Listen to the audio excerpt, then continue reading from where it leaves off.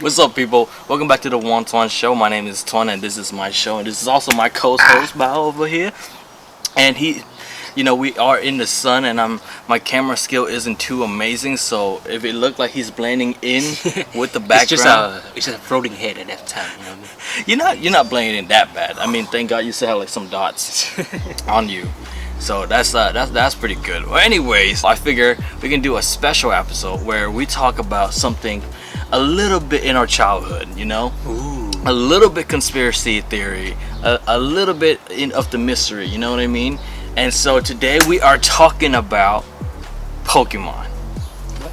Yeah. Pokemon. Yeah, we're talking about Pokemon. There's a lot of conspiracy theory on Pokemon, right? So there's a lot. There's literally a whole little website that dedicated on fan theories and speculation about what darkness that Pokemon contains, you know what I mean? So I just figure, let's just focus on one thing, one aspect, which is the Pokeball. The gel. Yeah. The gel of the Pokemon world. The gel cells. Now, for those of you who don't know what Pokemon is I don't remember the year that it was. 1995, 1996? It's a long time ago. It's a long time ago. Basically, it's a game concept where you go and you catch these mysterious animal or creature, and you put them through slavery. You beat the hell out of them, and then you capture them with a ball, right, which is the Pokeball, and then you use them to do whatever your betting is. You want to beat other Pokemon up, you use them. You want to beat other people up, you use them. Yep. Use it to like steal people money too. Yeah, and if you're bored of them, you trade them. Now you think about it, it's kind of like slavery. Does anybody ever play Pokemon and be like, yo, this is kind of messed up? It's the game you play wise. Yeah. Kill and all that, but like deep down, it's kind of messed up. And the worst part of it all is that you literally have to beat the Pokemon Exploitation. to almost death to increase the chance of catch rate. As you know, we also eat food when we talk about this kind of thing. So today we have some food from this sandwich place called the GreatSandwich.co Company. and they have some bomb sandwiches. For the right price too. For the right price. The price could be righter. You know what I mean? Inflation, everything's going up in price.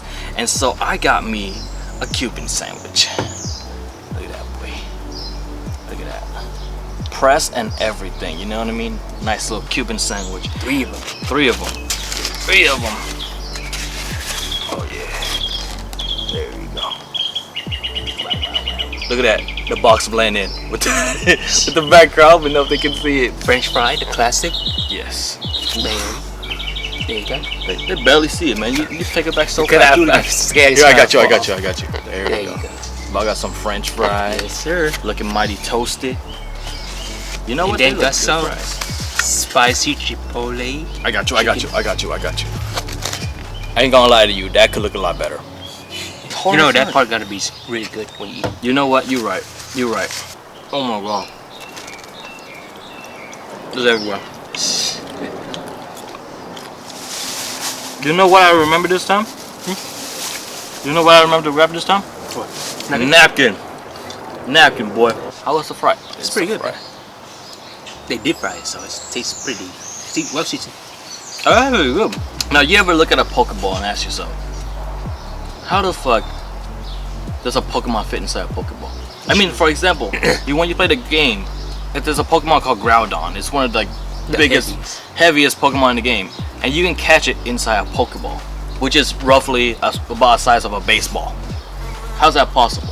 So that triggered my interest, right? So I went down this deep hole of YouTube and Reddit and all that, and I found 3 theories that people commonly go to, right? Yeah.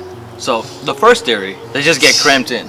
It's basically saying that their physical form is conformed inside that baseball of a Pokeball in there, right? That's impossible. How's that work? Yeah, you can't fit all that mass into a Pokeball. And let's just say if you can, which is horrible for the Pokemon, but that means that Pokeball would weight the same as the Pokemon. So the Groudon, I think Groudon weighed like 2,000 pounds. So that Pokeball, Probably more than that, no? I don't know. I think he does weigh about 2,000 pounds. But the point is that Pokeball would be 2,000 pounds as well. So what kind of trainer is that strong where they can carry those Pokeball inside their little pocket and just dip it out and just just throw it and just summon the Pokemon. Like, how strong are these, dude? Make no sense to me. But before I into that, let me take another bite, man. I'm hungry, dude. This bread is so soggy, though. It's so soggy. See that? Not a lot of sauce at all. Just ham, pickles, and shredded pork. All right. So second theory, it's called digitalization. So apparently these Pokemon are being digitalized, basically turned into like computerized, right? Into like into a utopia. Are you familiar with the concept of utopia? Like a different space pocket. Right. So basically, they take these Pokemon, and when you throw a Pokeball at them, the Pokeball would scan them and make a digitalized utopia world that this Pokemon would prefer. Like, so for example, like a Gyarados would be inside like a spring. Yeah. In its own spring. A lake or something. Like a lake. But the thing is, obviously, these utopia isn't real, isn't physical form. So basically, what they're saying is that they link these Pokeball, just hold these Pokemon inside a coma state where it's sleeping, and that these utopia is inside their head. Isn't that crazy? Yeah. Isn't that mind blowing a little bit? Yeah. What do you think about that one? So basically, they should have to like take a little nap every time they go inside that ball, and they just kind of clear up the place they want to be. Yes. That's kind of dark. Yeah, it's really dark because you think about it. You can't physically, realistically create a utopia cater to every single Pokemon inside a little tiny Pokeball. Yeah. If you can't fit a physical Pokemon inside a Pokeball, how can you create a world big enough for them to call that utopia or their homeland? I think that's dope. That's what I want. When they're in there, they're actually in their own space and they're happy, and and then we just go ahead and pull them out whenever we need them to fight. Can you imagine that? Of a hassle of being a Pokemon? You know about that? You're just enjoying your space, you're having a good time, and then out of nowhere, summon. You got pulled out fight. and to fight and get beat up and to just go back into. Dude, that sucks. It's slavery.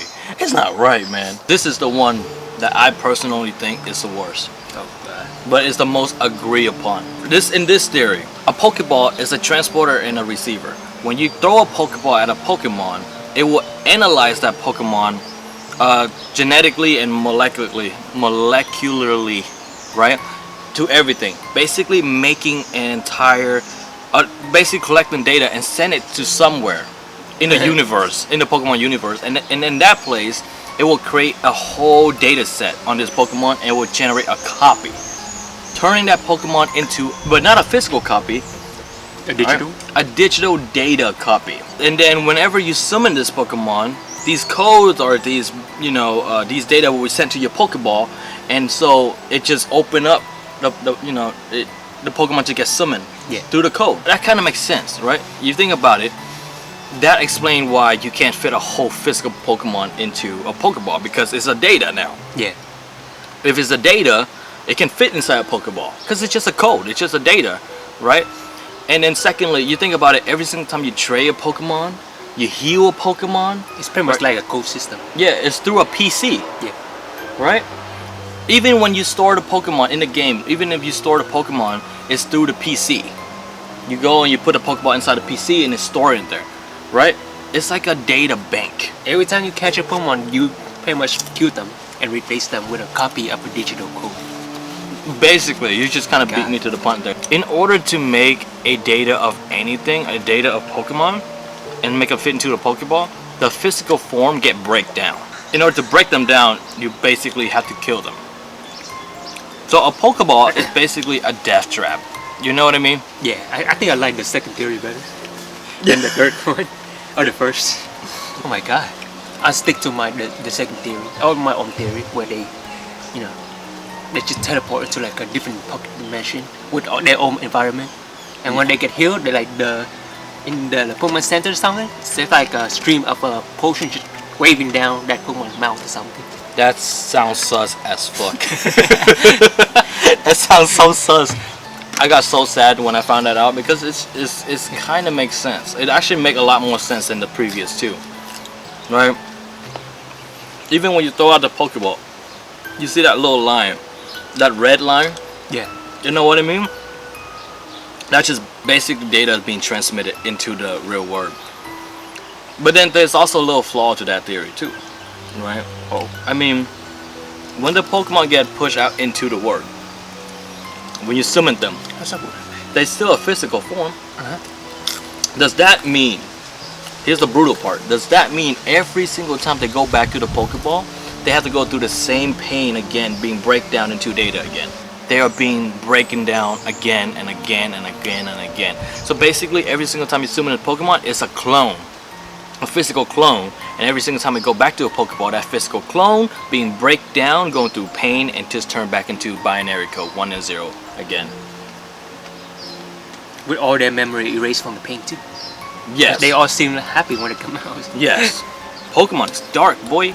Still gonna pre-order the new Pokemon game though. Yep, still gonna play Pokemon. How can you not? It's our childhood, you know. I want my bread to feel firm. Okay, this is not firm. Just like I just drop a roll of toilet paper into the toilet and just pick it up and just start biting into it. This is exactly what it feels like. He didn't make a single dent to that big ass thing. But anyways, I hope you guys enjoy this video. There will be more of these episodes because I know talking about relationship, talking about like weird scenario in relationship can get a little bit dull sometimes, especially on us too. So this is what we're gonna start expanding into.